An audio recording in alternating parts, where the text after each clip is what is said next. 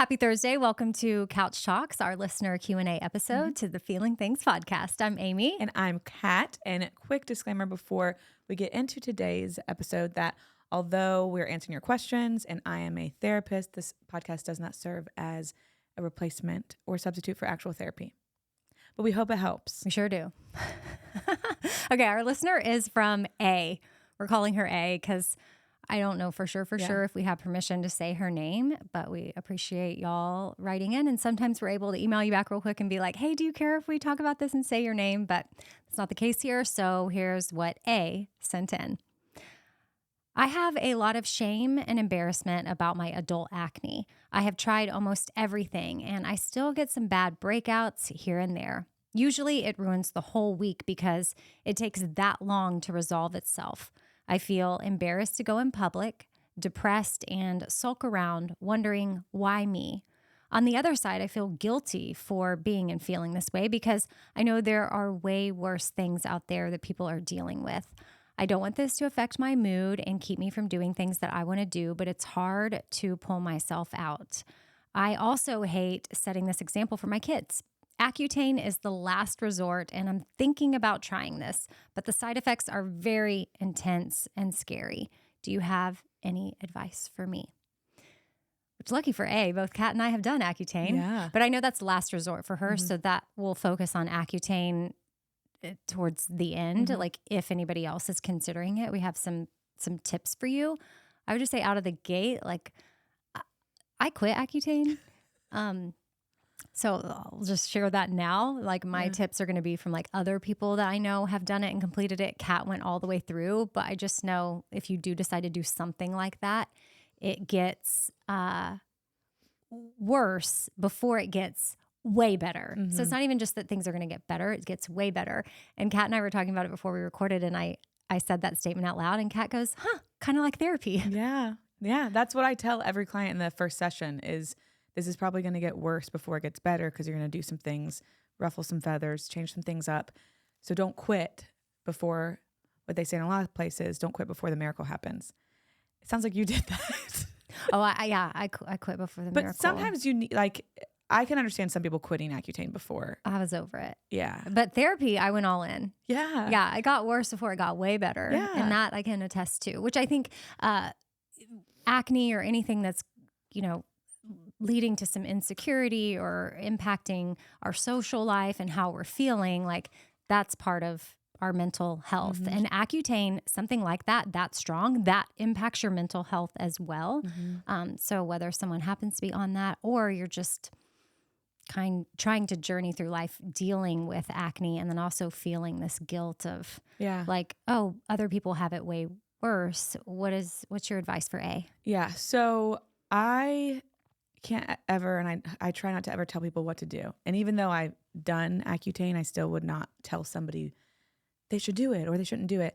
But what I thought when I was reading through this email was, I empathized with it. One, from the Accutane perspective and having acne and just how that affects you, but also from the perspective of, which we've kind of talked about on a couple episodes, of feeling like you're supposed to accept yourself and be okay with certain things, and then living in a world that at the same time also says you should look this way and life is better when you look this way. It reminded me of the whole braces and like when we were talking about that, of when there's certain things where people are like, you should change that. And then there's certain things that people are like, you shouldn't care about that. And this is one of those things. I heard that it was like she was playing ping pong with herself when I was reading the email.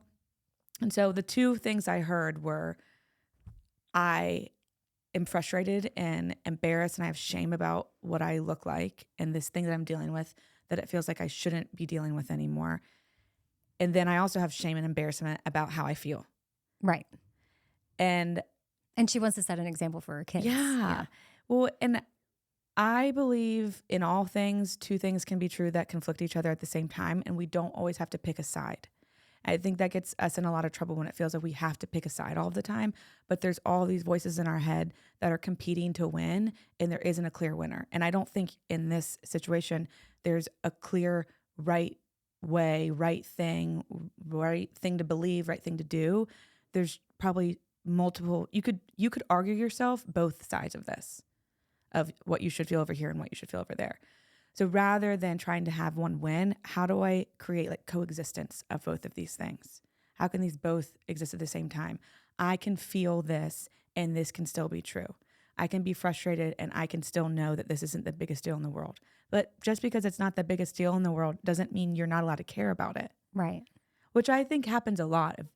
It's like, Not, I mean, what's the whole beyond acne, like anything. Yeah, like if you were having like a bad day, but then you're like, oh, well, my best friend just lost her mom or something. Yeah. Like I she's really got it bad. Like I need to pull it together, which sometimes that perspective can help. Like be like, okay, maybe I need to appreciate life right now because someone just lost their life. But also depending on what's going on in your life, your bad day can still be a really bad day and you're allowed to have it. Yeah. I'm smiling because what popped into my head as you said that is, Kim, there are people dying. Yeah. From the Kardashians. That's a little different. Like Yeah. she lost her diamond ring. She can still be sad that she lost a diamond ring and also be able to buy 500 more of those. Right. So And yes, people are dying. Yes. Yeah. So perspective is helpful, and it doesn't mean that something doesn't matter anymore. You can't minimize your pain or whatever you're going through just because it isn't as painful as somebody else's pain. Comparative suffering. Oh, comparative suffering. Yeah. Tell me about it.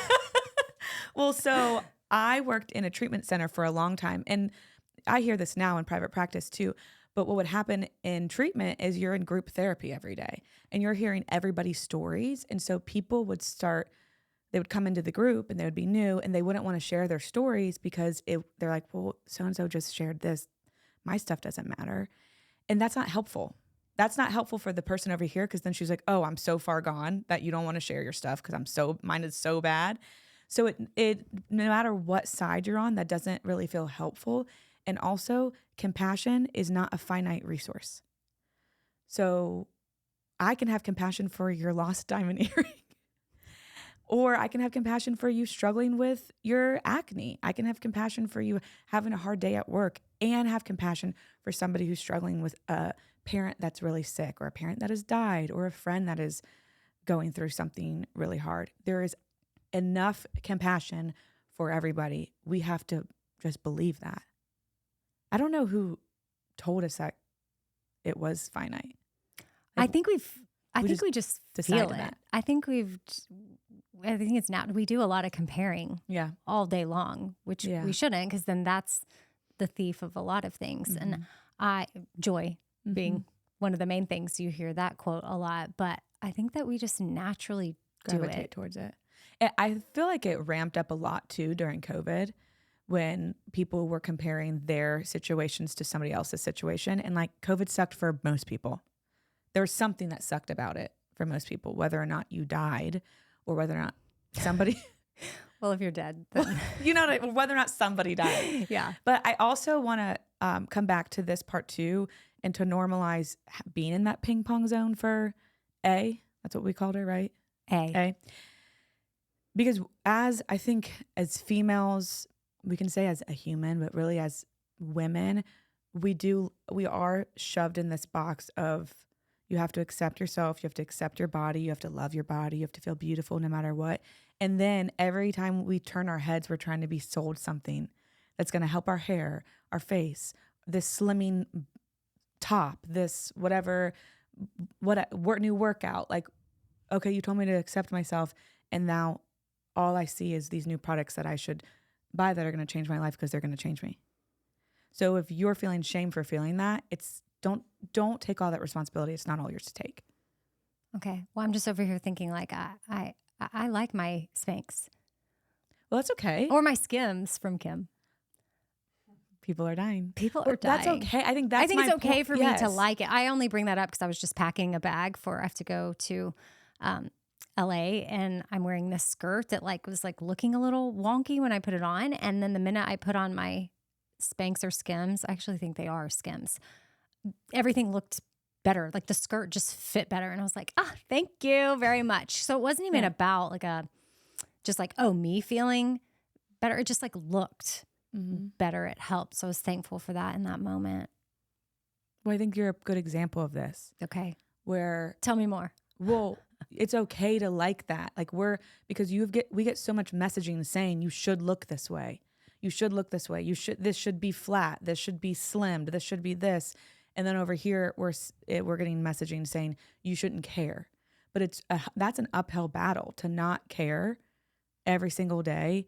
But then you live in the society. So we can't win. This reminds me of that, the Barbie movie, the America Ferrera. That's who did that whole, what do you call that, a monologue? Mm-hmm. At the end, that was literally saying the double standard we have. We have to do this, but we have to do this. We have to feel this, but we have to feel this. We're never going to win. And then the people that we're supposed to be modeled after aren't even real people. So, yeah. What's that song that's really popular right now? You know, I'm so stupid. Hold on, let me get to yes. Okay, you told me to get a job, and then you asked me where I've been. And I'm so stupid. I can't keep nothing clean. I just know that there's an F word in there. What's the word? Yeah. I'm so. You tell me that I'm smart until you tell me that I'm not, or something. What is that song? Yeah, we need the lyric. I'm so stupid. No, it's just like pop. She's cool. She says the F word, so that's why. Lola Young. Yes. Oh, yeah. But there you go. Messy. I'm so messy. Is that it? Until you tell me that I'm not. Oh, I was going to say clean. And I'm so clean until you tell me that I'm messy. Hold on. I just know I like the part where she's like, because it's so conflicting. It's like, she's like, you tell me to get a job and then you ask me where I've been. When I first listened to that song, I was so confused. And then I was like, oh, I get it. Because it is that. Yeah, obviously, when we planned on talking about it, I would have had those lyrics pulled up because that song is a jam. It is a jam. It's so good. Mm-hmm. And I see trending. it on like TikTok with the curse word, but I was hearing the radio edit a lot this weekend because I heard it on the radio. Oh, so I think we're gonna try to like. Okay, I see the curse word. Okay, and please don't pull. Okay, where's the chorus? I'm too messy. Then I'm too blanking clean. You told me get a job and then you ask where the heck I've been. And I'm too perfect till I open my big mouth. I want me to be me. Is that not allowed? And I'm too clever. And then I'm too blinking dumb. You hate it when I cry unless it's that time of the month. And I'm too perfect till I show you that I'm not. 1,000 people I could be for you. And you hate the blanking whole dang lot. Oh, the whole dang lot. That's my clean version. Yeah. That's literally it. So good. But yes, it's like, okay, you want me to do this way. And then bam, I got to be yeah, it is ping pong. And so when you're having those moments and you're feeling, well, I shouldn't feel this way. We're going to feel that way. I don't need to change my whole entire life. And I don't need to reevaluate every decision I've ever made. What do I need to get through this moment and then come back to it? It reminds me of what we say at the end of every episode, which is have the day you need to have. Yeah. And I know that it sucks that some of the breakouts last a week and it might be like, okay, right now I just need to have the week I'm going to have and then work on whatever treatment plan you may need to come up with if that's what you decide to do. Like if you decide that you're going to do Accutane, even though it's last resort, is there stuff, I'm sure you've explored it, but is there stuff that maybe could come in before Accutane that might be helpful, but just know that whatever you do decide to do, some of those treatments it may get worse before it gets way better. Yeah. And if you do decide to do it, moisturize the heck out of your face. That's why I quit. I wasn't responsible in moisturizing. I was in college and I didn't, if I were to do it now, I could complete it. But at that stage in my life, like my roommates and I were just not responsible enough, and my lips were cracking and I could barely open my mouth and they're just like, I could barely eat and I was like having to suck through a straw. Yeah, because my lips, like you need to get Aquaphor and moisturize like crazy. They should give you like a starter pack that comes with like because when I did it too, how did I survive it? People didn't moisturize their skin. I washed my skin with that grapefruit scrub. That people say no scrub. You did the apricot scrub? No, it was the grapefruit one. Well, I loved it because it dried my skin out even more. I just wanted back then. I wanted my skin to be dry because I didn't understand back then what the moisture barrier was or any of that. So I just wanted to suck all the moisture out of my skin. I would have never put moisturizer. What's that disclaimer thing you say at the beginning of the episode? What do you mean? I'm not telling people to do this. Yeah, don't do this. No, I'm saying I should have been given a starter pack. Yeah, I cannot believe that you were doing that scrub. Like no scrub of the face, no waxing of the face. Like your skin is so sensitive when you're on it. So you need sunscreen. Wait, I lied. What? I'm a liar again. I used that in college, but during Accutane, they gave me that La Roche-Posay or whatever it is. Oh, La Roche-Posay. Yeah, La Roche-Posay. They have it at CVS. I know. When they first sounds fancy. When they put it in Target, I was like, wait, I used to have to go to the dermatologist to get this. But I used a gentle cleanser. I was a liar. Okay. Thank you for admitting that. Yeah. Sometimes, we talk so fast that we do realize, and then it's okay to circle back and be like, you know what? That's not true. I had that wrong. That's totally not true. Yeah. So my tips for Accutane, if anybody else is thinking about doing it, moisturize constantly, stay hydrated, got to drink lots of water, monitor your mood because it can affect your mental health, wear sunscreen daily, SPF 50 even, because your skin is so sensitive to the sun. Use gentle products, avoid exfoliants. Retinol, harsh cleansers, stick to mild hydrating formulas, protect the eyes and the nose. Like you may even have to get like eye drops because your eyes will get really dry. Aquaphor, you can put that around your lips and around your nostrils. Don't do any kind of waxing or anything like that. If you take it with fatty foods, I did see, like I was doing a little bit of research. My friend had put up a blog about this too, of like how to survive it. But if you want maximum absorption of some supplements you're taking, always research how to take them because if you're taking it, you want your body to absorb it adequately. And if you take it with fatty foods, it absorbs better. So think like avocado, nut butters, the eggs with the yolk. The yolk. I won't be doing that. I wish that, because when I took it was 15 years ago probably, there wasn't as much information. So I just got my information from my dermatologist and they just basically were like, don't get pregnant. Oh, that's another thing. Yeah. Don't have a baby on Accutane. You have to have like multiple forms of birth control in order to get it. I didn't. I got access to it with because I swore my friend's dad is a doctor and he prescribed it for us. And we were like, we're not doing it. Didn't you have to get your blood taken every month? Yeah, for my kidneys or something. Oh. He would do our blood. Oh, but he was like, he was a just doctor. trusting that you were. Well, you could just say I'm abstinent and using condoms. That could be your birth control. Well, we were abstinent. I wasn't having sex, so it was fine. Okay. I was young. But you had to also say, even if you used that, you had to be like, I'm also going to use condoms even though I'm not having sex. Oh. Which I thought was so stupid. Yeah. But I guess they just have to cover their booties. Yeah. I guess since he was a doctor and he was my friend's dad, she was taking it too. He was like, my children. And then we had those little little tabs all over our apartment with like the pregnant women with this red circle and a line through it. People would come over and be like, what are y'all up to over here? What are you on? Mm-hmm. But I was going to say, I wish that I had all this information. One thing that could be helpful is to talk to, if you have which I don't know if, it sounds like this is last resort. So you might have already done this, but I wish I would have had like an esthetician friend or somebody who's been trained in understanding the signs of the skin to talk about what Accutane would do. So I just would be, even if I did it, I would be more informed about it. Mm-hmm. Yeah. So. Well, good luck, A. I'm sorry that you're going through this. And I love that you are processing it for yourself, but also because you want to be a good example for your kids. Yeah. And sometimes how we handle life. Our kids are watching. I saw a really cute, I'll close with this, like a reel. It was like a mom and a daughter, and it was from the daughter's point of view, and her and her mom were doing this little dance.